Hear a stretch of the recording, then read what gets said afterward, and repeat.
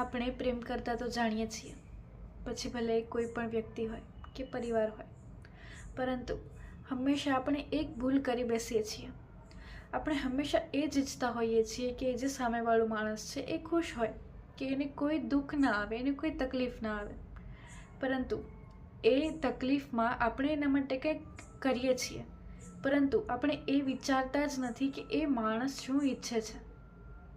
દાખલા તરીકે, હું કઈ વ્યક્તિ માટે ચા બનાવી રહી છું એટલા માટે કે વાતાવરણ સરસ છે ને એ વ્યક્તિને ગમશે, એને સારું લાગશે એ વિચારીને હું બનાવી રહી છું એના માટે. પણ હવે એ વ્યક્તિને તો કોફી પીવાની ઈચ્છા છે, તો હું એની ઈચ્છા જાણ્યા વગર જ મારી ભાવનાઓને વધારે વહાવી દઉં છું. તો હંમેશા જ્યારે કોઈ પણ વ્યક્તિને પ્રેમ કરો છો તો એવું વિચારો કે એ વ્યક્તિ શું ઈચ્છે છે, ને પછી તમે કોઈ પણ કામ કરો, કોઈ પણ મૂવ પછી તમે લ્યો.